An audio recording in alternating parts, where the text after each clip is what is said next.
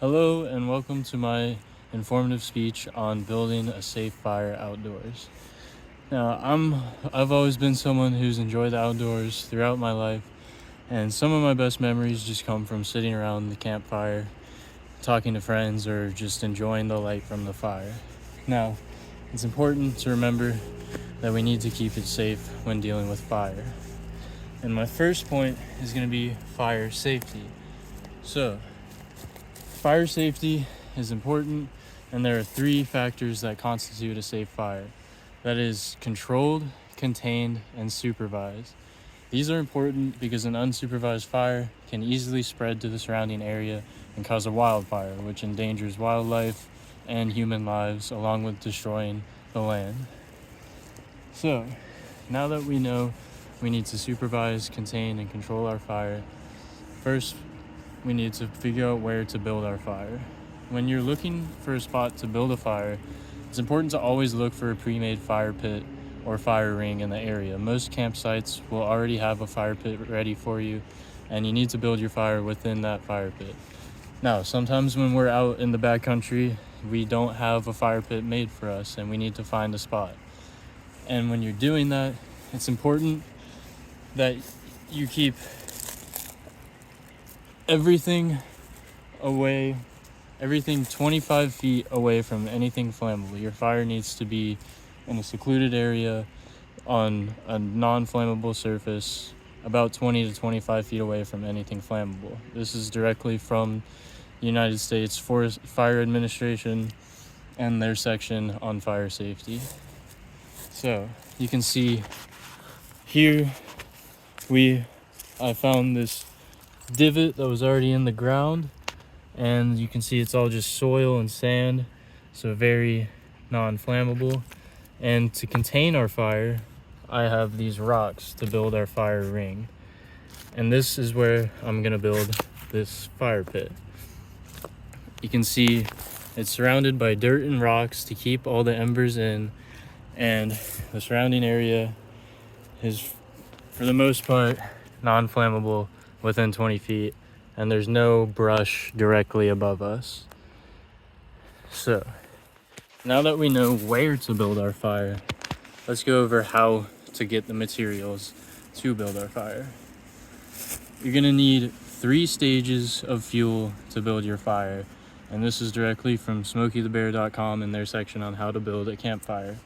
First, you're gonna need starter, which is dry material that catches fire super easy, and this can be found like grass, or sometimes birch bark is a great tool for a fire starter, but there's all kinds of different material, even newspaper. You can bring it with you just for safety.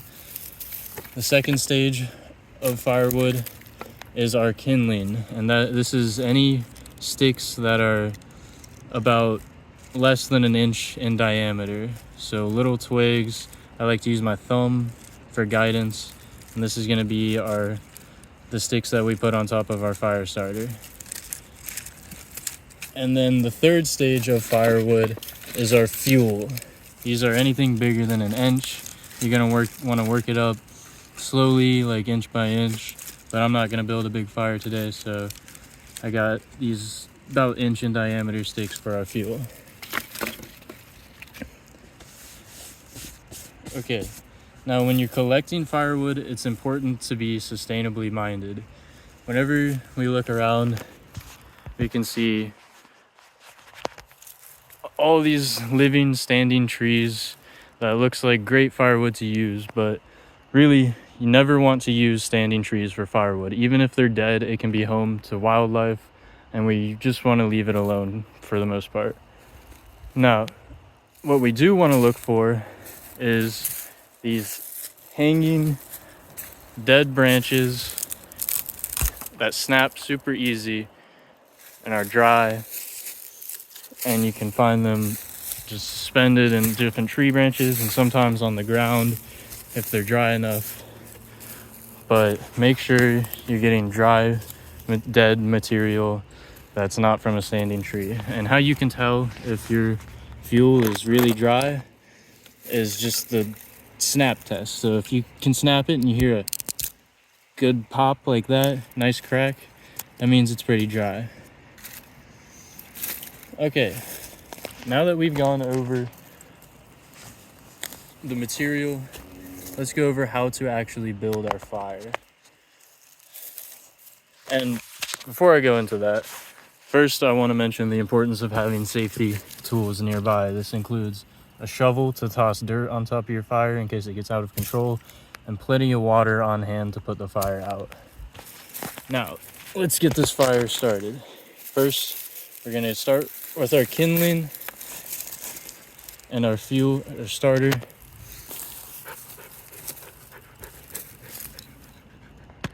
And we can go ahead and directly place our kindling into our fire pit. Make sure it's nice and airy, because what fire really needs to burn is oxygen. And my favorite method for building a fire, there's all kinds of different methods like teepees, log cabin houses, or lean-tos, and my favorite's like a makeshift lean-to sort of style. I just like to make sure there's enough air in there and that the fuel is ready to burn.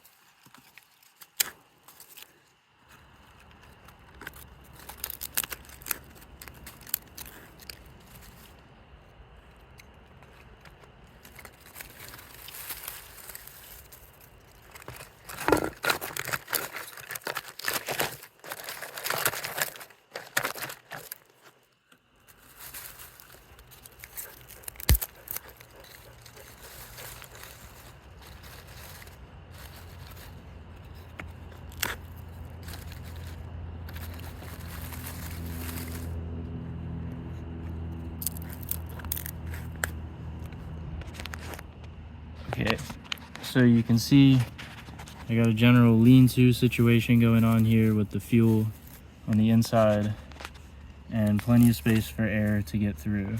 I'm starting a little big with this kindling, but it's pretty dry, so I'm confident that it should start up. I'm going to be using a lighter today. You need any sort of fire starter. This is the easiest one. And just like that, our kindling, or our starter has lit up real fast, and the kindling's starting to burn. And we can start placing small sticks on at a time, making sure that the flame is reaching above the wood before we are adding anything else.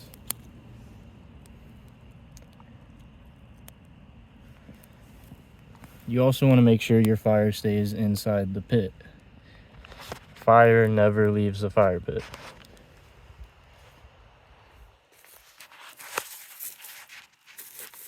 Now, for the sake of the video, I'm not actually going to go ahead and add bigger wood because I'm just going to put this fire out. But from here, we wait for the kindling to start catching, which it already is, and then start to add bigger pieces bit by bit. Now, when putting out a fire, it's important that we leave no trace.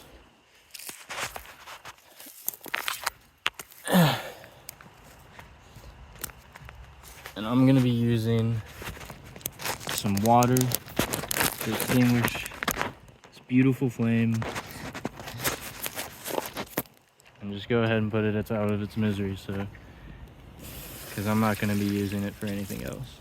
Make sure to use plenty of water, way more than you think you need, and make sort of like an ash soup with all this wood. See, it's steaming, there's still some coals burning. So now we want to take our shovel and just dig in there, really mix it up, make sure nothing's burning. All that ash is mixed in with the soil.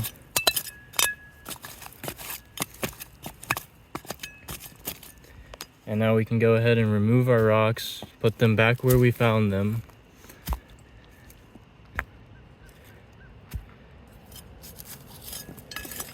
mix this up.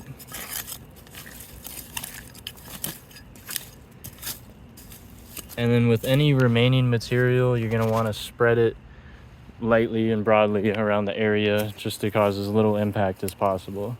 We want it to look like we were never here. So, today I went over fire safety and the importance of keeping your fire controlled, contained, and supervised. I also went over collecting 3 stages of materials for building your fire and how to do so sustainably. We went over actually building the fire and the structure that's necessary to keep oxygen flowing and the fire burning. And we also went over how to safely extinguish your fire and leave no trace. Make sure to keep up with local laws and burn bans so that you're not building a fire illegally. Here in North Carolina, it's open burn right now, and I'm doing this safely and controlled. Fire's already out, and our day is over. Thank you for listening. I hope this has inspired you to build a fire outdoors and go do so safely.